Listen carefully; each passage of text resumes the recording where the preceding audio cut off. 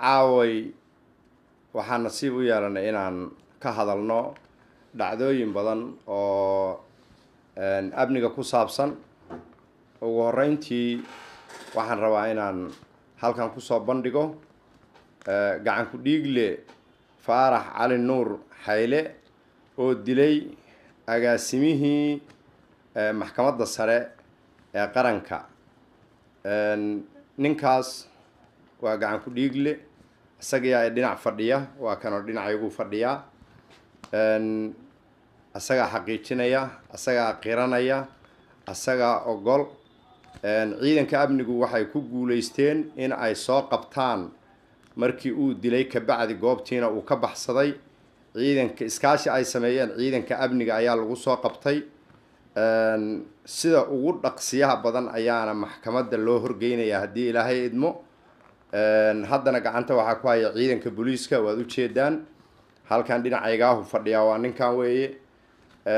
allah u naxariisto walaalkeen agaasimihii maamulka maxkamadda sare ee dalka marxuum Mursal Cumar Cismaan ayuu dilay. taariikhdu markii ay ahayd sagaalkii bisha shanaad ayuu dilay. waa sida ugu habboonaana loo geynayaa, ugu dhaqsiyaha badan baa maxkamadda loo geynayaa. ciidanka amnigu iskaashi fara badan oo wanaagsan oo taliyaha ciidanka booliisku uu hormuud ka yahay ayuu ayaantan magaalada Xamar ka waday. iskaashigaas si fiican buu u dhacay, howlgallo fara badan baa la fuliyey, dad fara badan baa lagu qabtay oo maxkamadda la horgeeyey oo askar iyo shacabba isugu jira. waxaa arrintaas hormuud ka ahaa taliyaha ciidanka booliiska Soomaaliyeed. gacan ku dhiiglaha ka bacdi xaqiijinta amniga aad bay ayaantan amar sare oo madaxda dalka ka soo fulay ayay daba socotaa. waad aragteen sida maaragtay shacabka ka marqaatiya sida howlgalladaasi ay u dhacayaan magaalada Xamar. waad aragteen jidkan dheer sida maaragtay loogu dadaalayo inaan wax dambe aysan ka dhicin. 24 saac ciidamadu ay u taagan yihiin. arrintaasina nabadgelyada ayay maaragtay daba socotaa. waxaa kaloo jirta ciidanka booliiska nin ka mid ah oo lagu hayo in uu is-hortaag sameeyey canshuurta, inuu is-hor istaagay ka bacdina asaga uu aruursaday. maxkamadda la geeyey, maxkamaddu maaragtay hor taagan yahay. waxqabadka lagu xaqiijinayo magaalada Muqdisho amnigeeda ayayna ka mid tahay. taliyaha amaamiirta iyo talada iyo tusaalaha taliyaha ciidanka booliiska ayayna maaragtay ay ka mid tahay. qof kasta oo amniga wax u dhiba, amniga dalka wax u dhiba, ama shacabka ha ahaato ama wax kasta ha ahaatee, sidaas ayaa loo horgeynayaa maxkamadda. sharciga wixii uu ka helo ayuuna leeyahay. waxaa kaloo dhacay kiiskii wasiir Siraaji. gacan ku dhiiglihii intii loo soo qabqabtay oo dhan maxkamadda ayay joogaan. sida ugu dhaqsiyaha badan ayaana maxkamadda loo horkeeni doonaa. ayadana waa guul la gaaray oo ciidanka amnigu ay gaareen. ayaduna maaragtay waxay hor taallaa maxkamadday u taallaa. kiisas badan ayaa dhacay. arrimahaas oo dhan waxaa hogaaminaya taliyaha ciidanka booliiska. amniga ayaa maaragtay wasaaradda amniga ayaa hogaaminaysa. ciidamada amniga ayaa hogaaminaya. shacabka Soomaaliyeedna waxaan weydiisanaynaa oon ku wargelinaynaa sida ugu habboon inay maaragtay noola shaqeeyaan, soona sheegaan cid kasta iyo meel kasta oo ay ku dhuumaynayaan cadowgu. shacabka la-aantiis lama shaqayn karo. shacabku waxa weeye waa saldhigga ama maaragtay talada iyo tusaalaha maaragtay meeshii laga sugayey.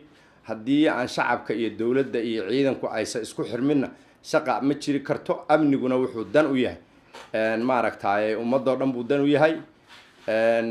meesha cadowgu waxa uu gumaadayo 24 saac uu gumaadayo baabuurka u dhigayo oo ku dhimanayaana waa hooyadii iyo dhallaankii iyo aabbihii iyo gabadhii iyo wiilkii iyo ardaydii.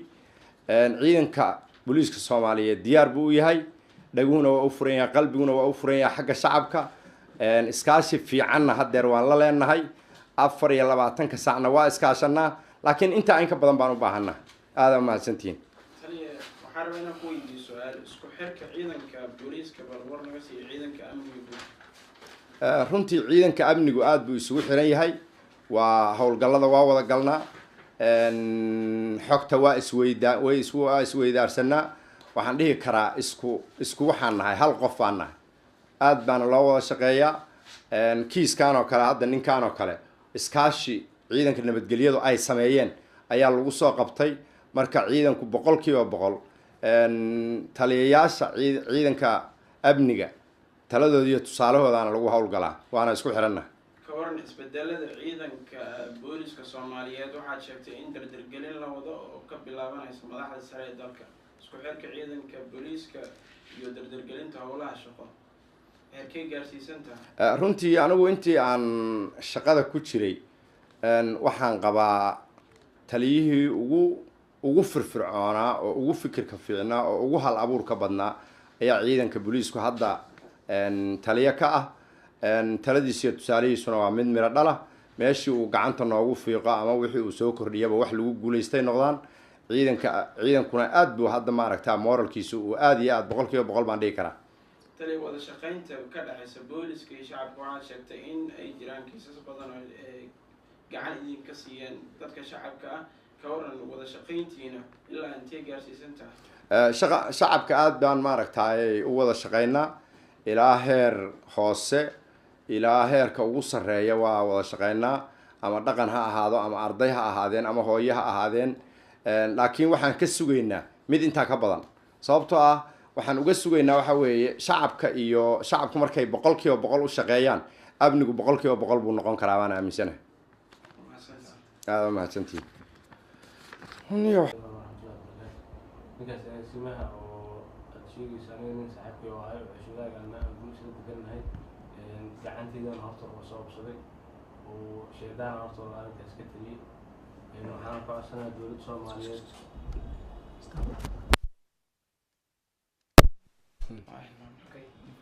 ku celi.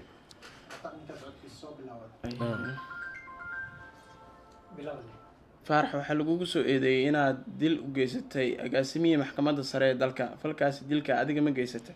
assalaamu calaykum waraxmatullahi wabarakaatu. dilkaas anigaa geystay. ninkan horta nin iga dheer ma ahayn, nin walaalkay aniga guri isla degannahay oo ceesh wadaagna oo ahay, ma fahant. wixii qadarta hadday dhici rabtana qof kaa celi karta male, shaydaanana arrinkaas ka taliyey. waxaan haddana ka codsanayaa dowladda Soomaaliyeed iyo inta asaga la dhalatay iyo eheladiisa iyo macal ummadda Soomaaliyeed asaga taqaani inay cafiyaan, asagana naxariista janna Ilaahay geeyo. dilka qaabka noocee oo ugu dhacay dilka maxaa ugu geysatay?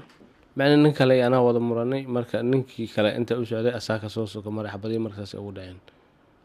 waxa daawo anaga naga dhexaysa ama godob asi igala dhexaysan ma aanay jirin. hadda maxaa codsanaysaa? waxaan ka codsanayaa inta la dhalatay aabihiisa ahaada ugu sarreeyo ilaa wixii la dhashtoo dhan inay cafiyaan, maadaama ninkaas walaalkay aniga gacanteeda oo sababsaday iyo macal dowladda Soomaaliyeed.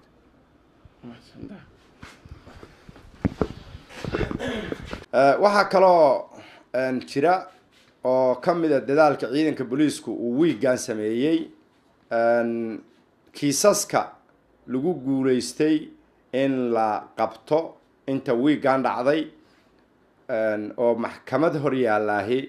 kufsi waxa weeye 4, dilkuna waa 2, burcadnimada waa 3. intaasoo dhammi waxaa ilaahay mahaddiisa talada iyo tusaalaha taliyaha ciidanka booliiska, dardargelinta hadda ciidanka booliiska ayaa intaasoo ay maaragtaay ku qabsoontay. waxaana rajaynaynaa haddii ilaahay idmo annagoo raacayna amaamiirta dowladda intaas in ay yaraadaan, waxaasoo dhami ay yaraadaan. shacabka markaan iskaashanno oo wuxuu iskaashigu uu xoog yeeshana waxaan rajaynaynaa waxaanoo dhami inay dhammaadaan. aad baan u mahadsantihiin.